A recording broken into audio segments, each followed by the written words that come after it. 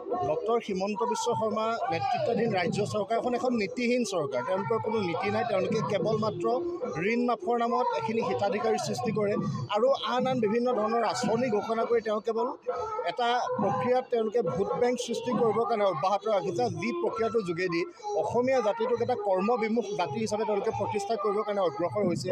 আৰু এই এনেকুৱা ধৰণে আগবাঢ়ি গৈ তেওঁলোকে অসমত আহি তেওঁলোকৰ দলৰ নেতৃত্বত আন ৰাজ্যৰ দিৱস অনুষ্ঠিত কৰাৰ দৰে এটা অপকৰ্মত লিপ্ত হ'বৰ কাৰণে তেওঁলোক অগ্ৰসৰ হৈছে। এই কাম কেতিয়াও গ্ৰহণযোগ্য হ'ব নোৱাৰে। অসমত অসমীয়া মানুহৰ প্ৰভুত্ব থাকিব লাগিব, খিলঞ্জীয়া মানুহে দপদপাই থাকিব লাগিব আৰু খিলঞ্জীয়া মানুহে দপদপাই থকাৰ প্ৰভুত্ব থকা এইখন অসমত অসমৰ মানুহে অনাদি অনন্ত কালৰ কাৰণে তেওঁলোকৰ প্ৰভুত্ব অক্ষুণ্ণ ৰাখিবৰ কাৰণে সংগ্ৰাম কৰিব।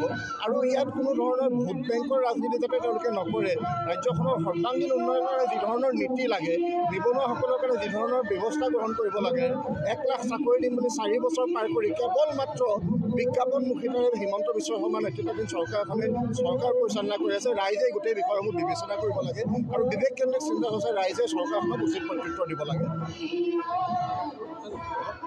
দেৰগাঁও আঞ্চলিক ছাত্ৰ সন্থাই আয়োজন কৰি অহা এই মুকলি বিহুৰ এক সুকীয়া মৰ্যাদা আছে। দেৰগাঁওবাসী ৰাইজে খুব সুন্দৰকৈ দেৰগাঁও আঞ্চলিক ছাত্ৰ সন্থাই বাটৰ সন্ধান দিছে আৰু নতুন প্ৰজন্মৰ মাজলৈ এই মুকলি বিহুৰ জৰিয়তে বিহুৰ যিটো মূল সাংস্কৃতিক উপাদান, মূল শিপা, সেই শিপাৰে সৈতে পৰিচয় কৰাই দিয়াৰ যি লক্ষ্যৰে দেৰগাঁও আঞ্চলিক ছাত্ৰ সন্থাৰ উদ্যোগ, এই উদ্যোগৰ আজি অংশীদাৰ হ'লোঁ আৰু ৰাইজৰ সহযোগিতা, ইয়াত ৰাইজৰ আশীৰ্বাদ বুটলিবৰ কাৰণে আমি ইয়াত উপস্থিত হ'লোঁ। এই অনুষ্ঠানটোৰ যোগেদি নতুন প্ৰজন্মৰ মাজলৈ বিহুৰ এই যিটো মূল শিপাডাল আমি কিছু কঢ়িয়াই নিবৰ কাৰণে সক্ষম হৈছে আমি অনুভৱ কৰিছোঁ। আৰু আহিব লগা দিনতো এই ধাৰা অব্যাহত থাকক।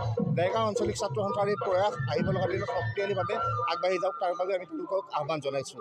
দেৰগাঁও আঞ্চলিক ছাত্ৰ সন্থাই আয়োজন কৰি অহা এই মুকলি বিহুৰ এক সুকীয়া মৰ্যাদা আছে। দেৰগাঁওবাসী ৰাইজে খুব সুন্দৰকৈ দেৰগাঁও আঞ্চলিক ছাত্ৰ সন্থাই বাটৰ সন্ধান দিছে আৰু নতুন প্ৰজন্মৰ মাজলৈ এই মুকলি বিহুৰ জৰিয়তে বিহুৰ যিটো মূল সাংস্কৃতিক উপাদান, মূল শিপা, সেই শিপাৰে সৈতে পৰিচয় কৰাই দিয়াৰ যি লক্ষ্যৰে দেৰগাঁও আঞ্চলিক ছাত্ৰ সন্থাৰ উদ্যোগ, এই উদ্যোগৰ আজি অংশীদাৰ হ'লোঁ আৰু ৰাইজৰ সহযোগিতা, ইয়াত ৰাইজৰ আশীৰ্বাদ বুটলিবৰ কাৰণে আমি ইয়াত উপস্থিত হ'লোঁ। এই অনুষ্ঠানটোৰ যোগেদি নতুন প্ৰজন্মৰ মাজলৈ বিহুৰ এই যিটো মূল শিপাডাল আমি কিছু কঢ়িয়াই নিবৰ কাৰণে সক্ষম হৈছে আমি অনুভৱ কৰিছোঁ। আৰু আহিব লগা দিনতো এই ধাৰা অব্যাহত থাকক।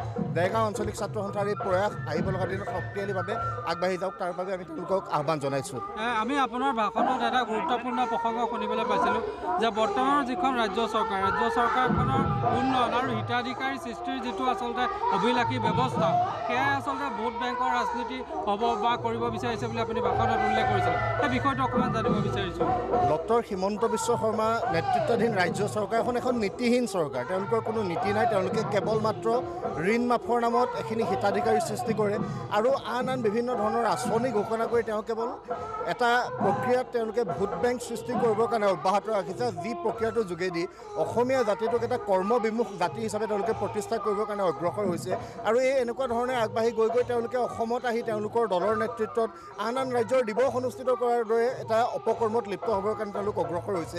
এই কাম কেতিয়াও গ্ৰহণযোগ্য হ'ব নোৱাৰে। অসমত অসমীয়া মানুহৰ প্ৰভুত্ব থাকিব লাগিব, খিলঞ্জীয়া মানুহে দপদপাই থাকিব লাগিব আৰু খিলঞ্জীয়া মানুহে দপদপাই থকাৰ প্ৰভুত্ব থকা এইখন অসমত অসমৰ মানুহে অনাদি অনন্ত কালৰ কাৰণে তেওঁলোকৰ প্ৰভুত্ব অক্ষুণ্ণ ৰাখিবৰ কাৰণে সংগ্ৰাম কৰিব। আৰু ইয়াত কোনো ধৰণৰ ভোট বেংকৰ ৰাজনীতি যাতে তেওঁলোকে নকৰে, ৰাজ্যখনৰ সৰ্বাংগীন উন্নয়নৰ কাৰণে যি ধৰণৰ নীতি লাগে, নিবনুৱাসকলৰ কাৰণে যি ধৰণৰ ব্যৱস্থা গ্ৰহণ কৰিব লাগে, 1 লাখ চাকৰি দিম বুলি 4 বছৰ পাৰ কৰি কেৱল মাত্ৰ বিজ্ঞাপনমুখিতাৰে হিমন্ত বিশ্ব শৰ্মা নেতৃত্বাধীন চৰকাৰখনে চৰকাৰ পৰিচালনা কৰি আছে। ৰাইজে গোটেই বিষয়সমূহ বিবেচনা কৰিব লাগে আৰু বিবেককেন্দ্ৰিক চিন্তা হৈছে ৰাইজে চৰকাৰখনক উচিত প্ৰত্যুত্তৰ দিব লাগে।